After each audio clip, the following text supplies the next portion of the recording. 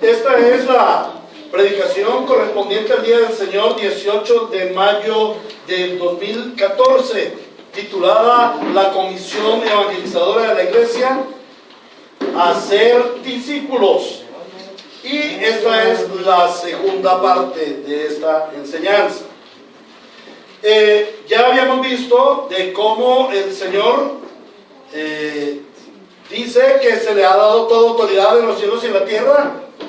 Por tanto, vayan y hagan discípulos. ¿Y a dónde hay que hacer discípulos? En tercer lugar, continuando o enlazando con la anterior parte que vimos, en tercer lugar vemos la zona a la que hemos sido comisionados. ¿Cuál es la zona de nuestro trabajo?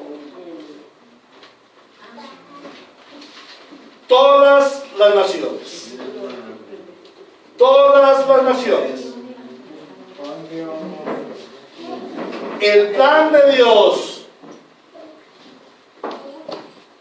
desde los comienzos, desde antes de la fundación del mundo, es la evangelización a todas las naciones.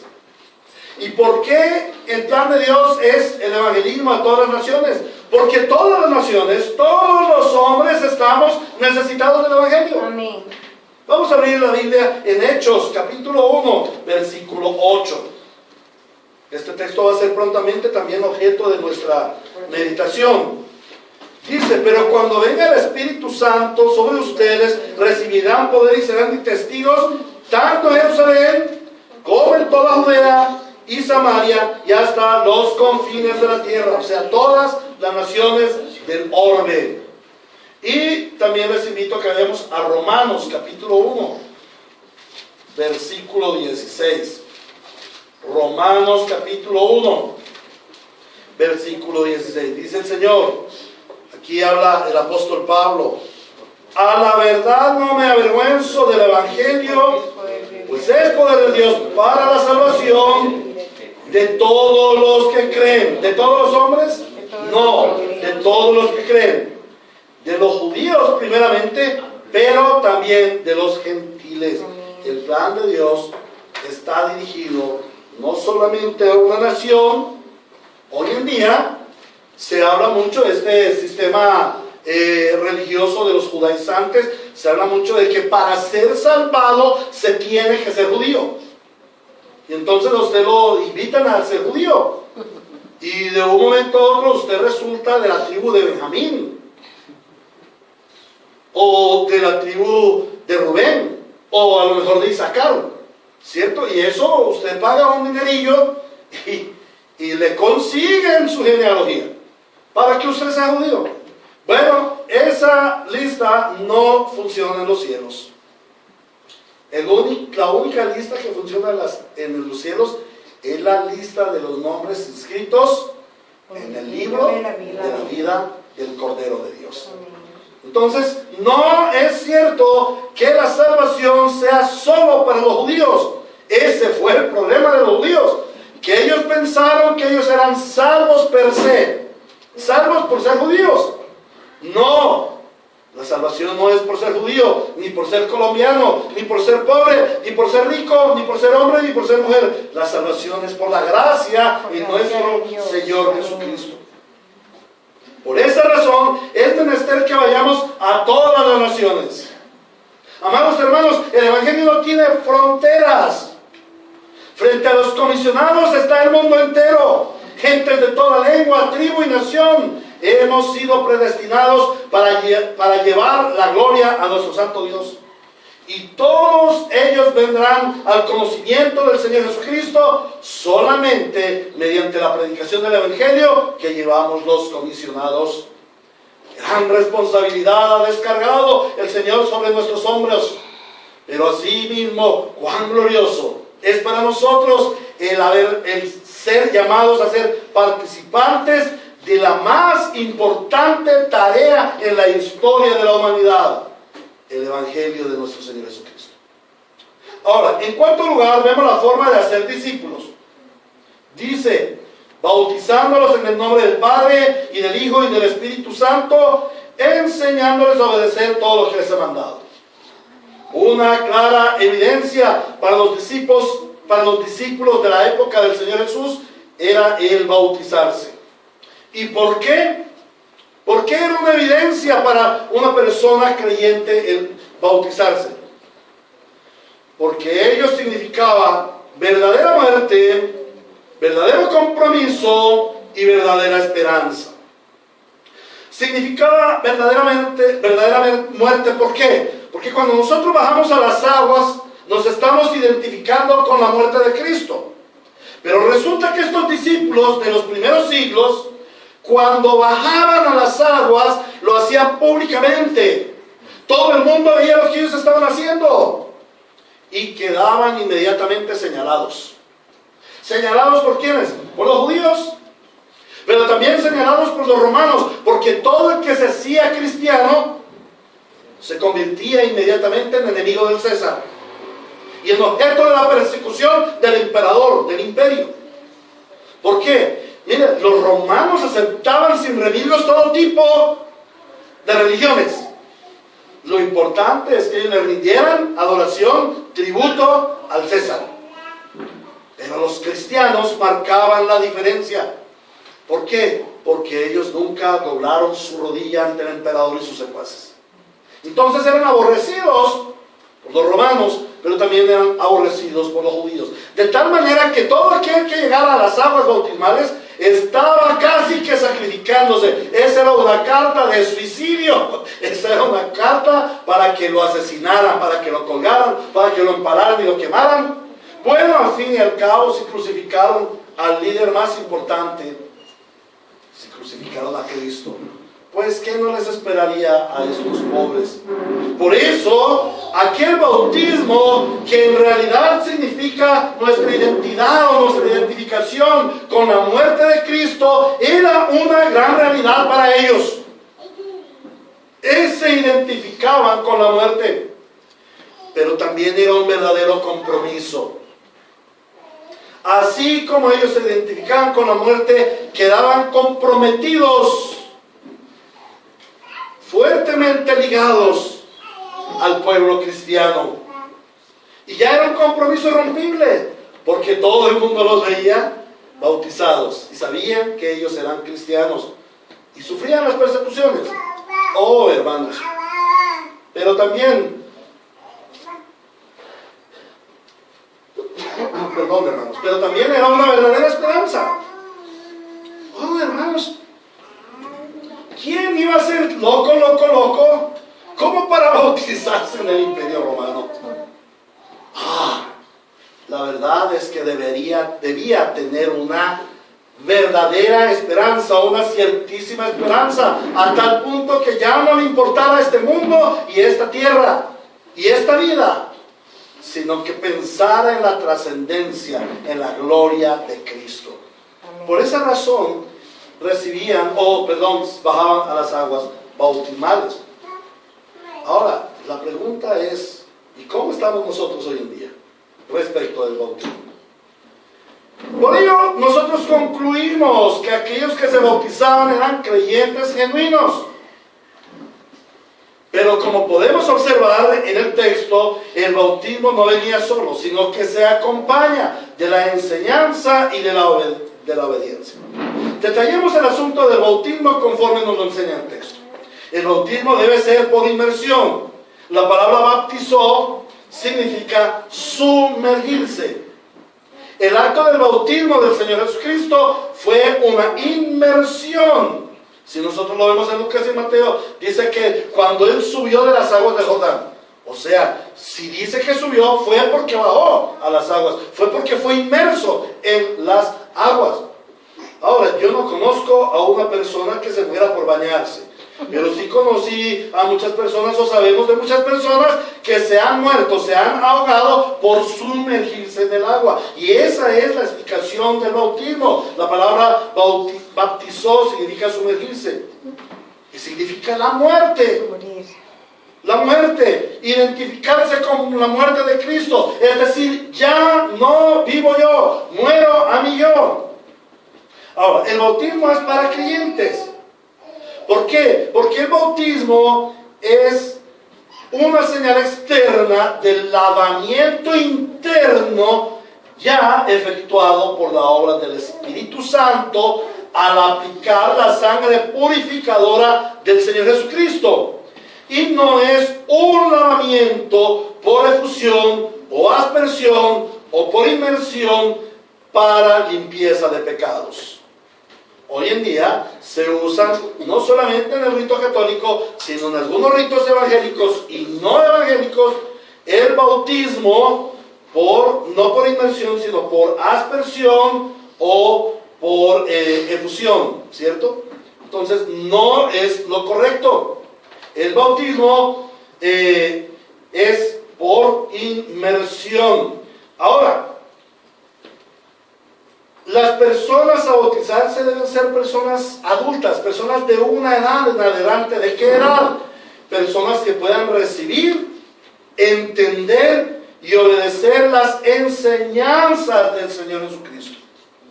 Porque mira, el discipulado comprende que las personas se bauticen y sean enseñadas, adoctrinadas en las enseñanzas del Señor Jesucristo. El bautismo, también nos dice allí, debe ser en el nombre del Padre, del Hijo y del Espíritu Santo. Este texto es una clara expresión del mismo Señor Jesucristo acerca de la Santa Trinidad. El Señor Jesús se refiere al Padre, al Hijo y al Espíritu Santo como tres personas distintas, pero en una unidad perfecta. Pues no nos dice bautizándolos en los nombres del Padre y del Hijo, sino bautizándolos en el nombre, una unidad, tres personas, el Padre, el Hijo y el Espíritu Santo. Ahora, es de notar que en esta invocación de la Trinidad, reconocemos que así como las tres personas juntas generan la creación, también las tres personas juntas efectúan la salvación. El Padre planea, el Hijo ejecuta y el Espíritu Santo aplica. En el bautismo debemos invocar el nombre del Padre, porque la redención tiene por objeto el hacernos hijos del Padre, el insertarnos en la familia del Padre. Esto significa que tenemos una relación vital con Dios el Padre. Por eso dice allí en Juan capítulo 1, versículos 12 y 13. Juan capítulo 1, versículos 12 y 13. Dice el Señor: mas a cuanto lo recibieron, a los que creen en su nombre, les dio el derecho de ser hijos de Dios.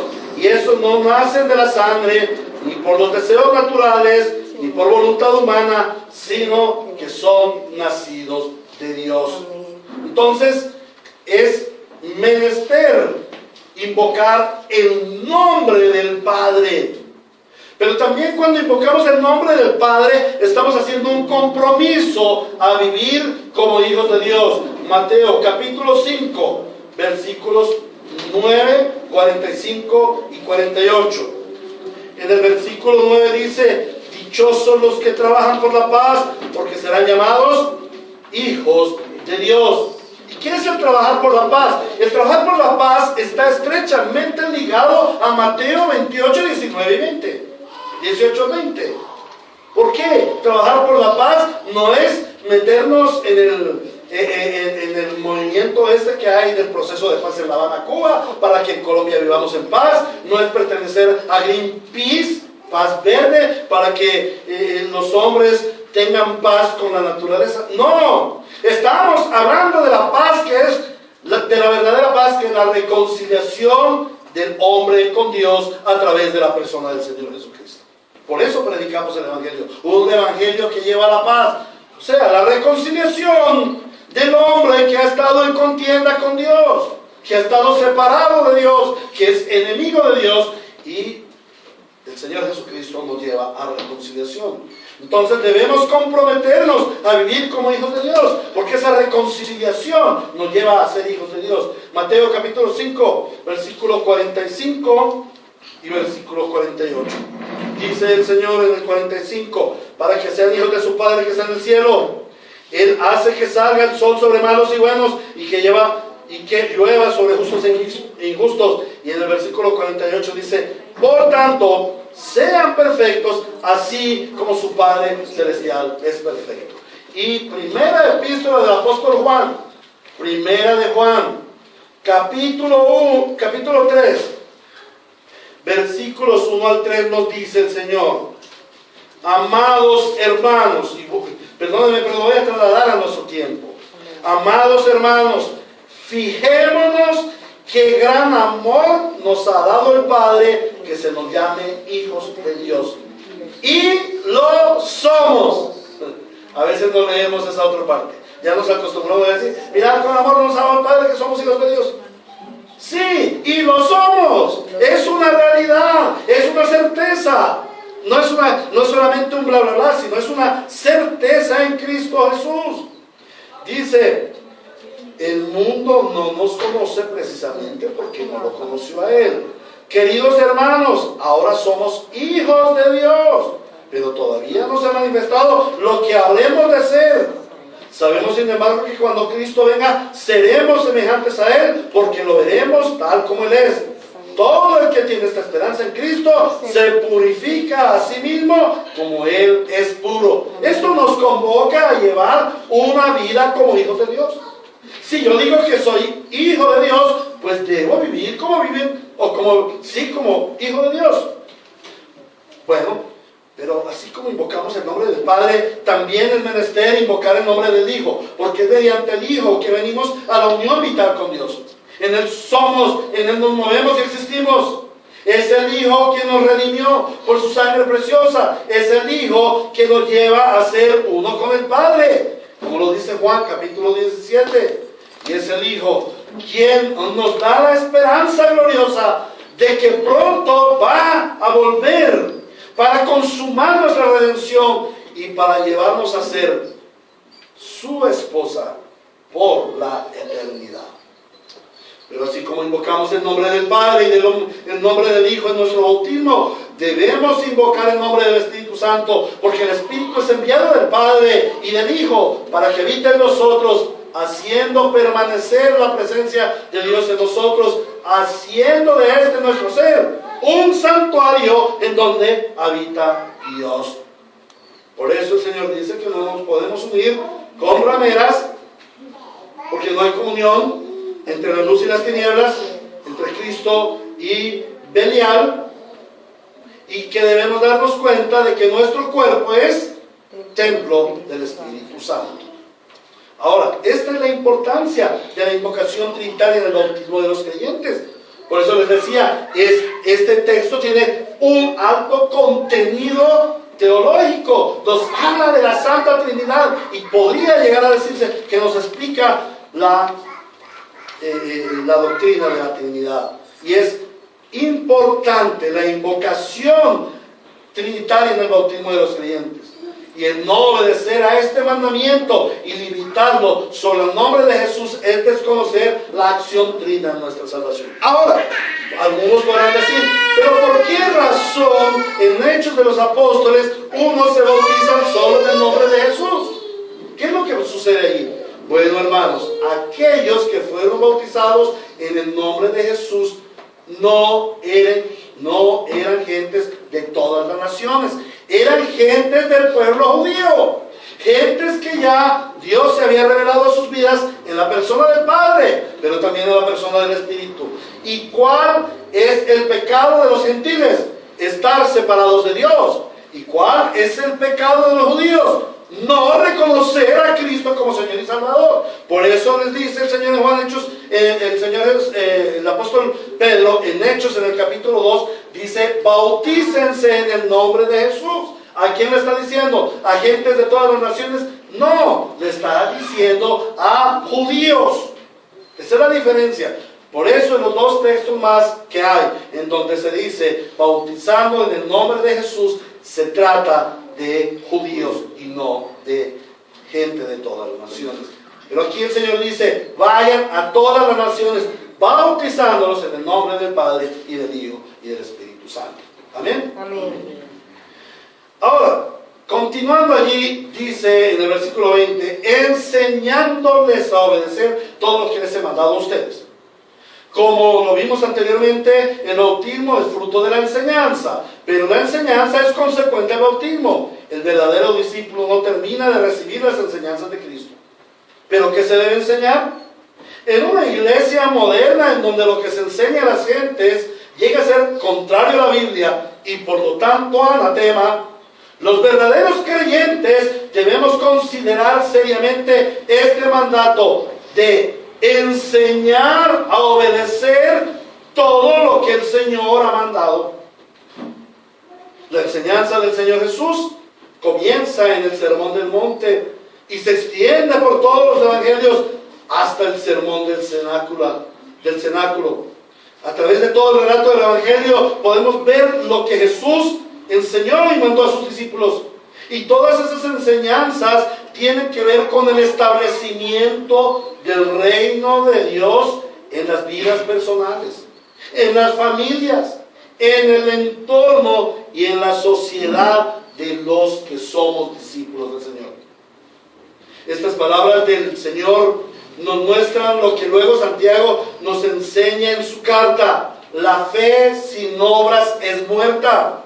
Una religión de solo nombre, sin acciones, es pura apariencia, es pura hipocresía, como la hipocresía de los fariseos. Vayamos a Juan, capítulo 15, versículo 14, Evangelio según San Juan, capítulo 15, versículo 14. Es preciosa. Solamente tome esto, pero hay más textos que nos hablan de esto. Dice: ustedes son mis amigos si hacen lo que yo les mando. Amén. Entonces nuestra religión debe ser una religión de fe demostrada mediante las obras. Las enseñanzas del Señor Jesús tienen como propósito fundamental imprimir el carácter de Cristo en cada creyente. Por lo tanto, el obedecer las enseñanzas que Él nos ha mandado es ser transformado cada vez más a la imagen misma de nuestro Redentor. Es aplicar al ser, mediante el hacer, lo que recibimos en el saber. Si alguno quiere aprenderse este galimatías, me dice, o ve el video. Es aplicar al ser, mediante el hacer, lo que recibimos en el saber. Y finalmente vamos a ver el soporte o poder de la comisión. Capítulo 28, versículo 20b. 20b. Dice así: y les aseguro que estaré con ustedes siempre hasta el fin del mundo. Este maravilloso pasaje, esta preciosa historia, termina con una gran promesa, o mejor, una gran realidad que hoy estamos viviendo: la presencia del Señor Jesús en la gran comisión. Amén. Cuando el representante de una empresa es comisionado a presentar sus productos, o a gestionar una diligencia, o a realizar una transacción, este representante debe llevar un soporte, un poder representativo mediante el cual pueda ejecutar la acción para la cual fue comisionado. Sin este poder, esa persona queda inhabilitada y no tiene seguridad para desarrollar su trabajo. Por ejemplo, el patrón le dice al empleado, al mensajero: mire, vaya a la notaría y gestióneme este documento. Mire, yo le doy a usted mi cédula y le doy esta orden y le doy el logo de la empresa y todo. Vaya y haga esa vuelta. Entonces esa persona le dice: mire, señor notario, yo vengo en nombre de mi patrón, el dueño de la empresa, y tengo aquí estos certificados. Por favor, gestióneme este documento. Mi patrón dice que me gestione este documento. Apenas ve ese señor la autorización, dice: claro, a don fulano de tal, ¿cómo no le vamos a gestionar si aquí viene toda la autorización?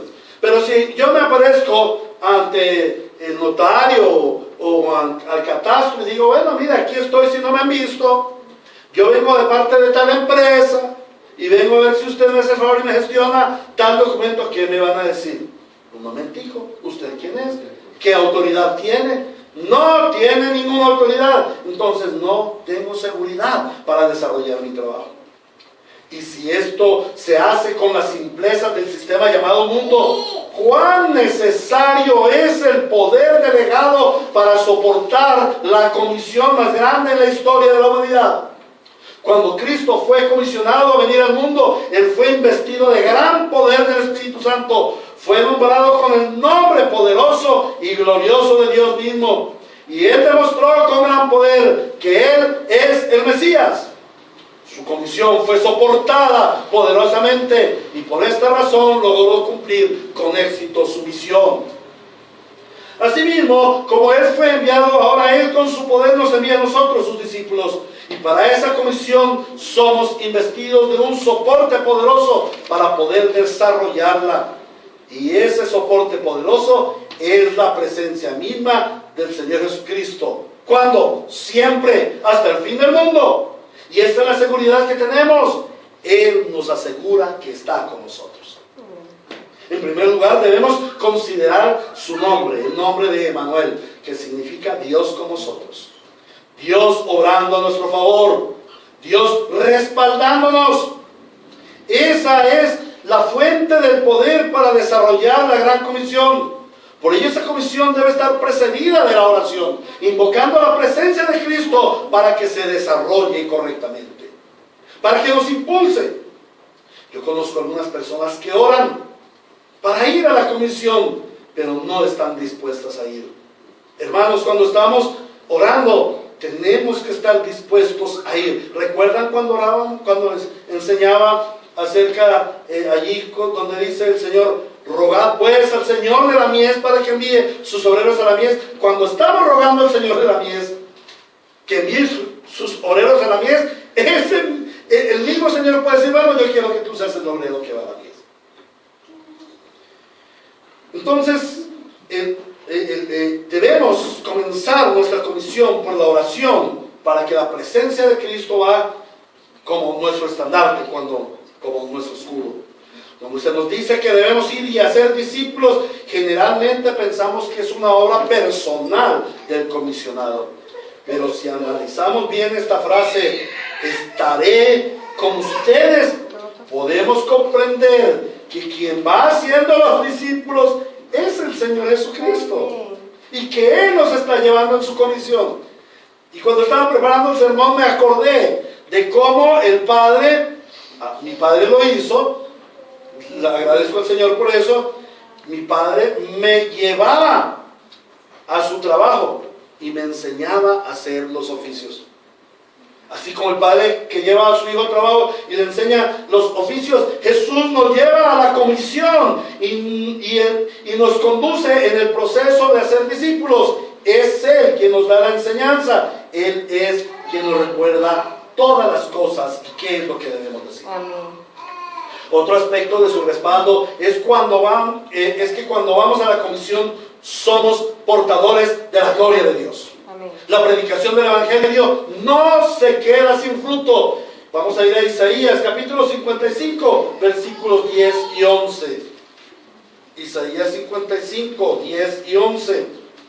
Dice el Señor: así como la lluvia y la nieve descienden del cielo y no vuelven allá sin regar ante la tierra, y hacerla fecundar y germinar, para que dé semilla al que siembra y pan al que come, así es también la palabra que sale de mi boca.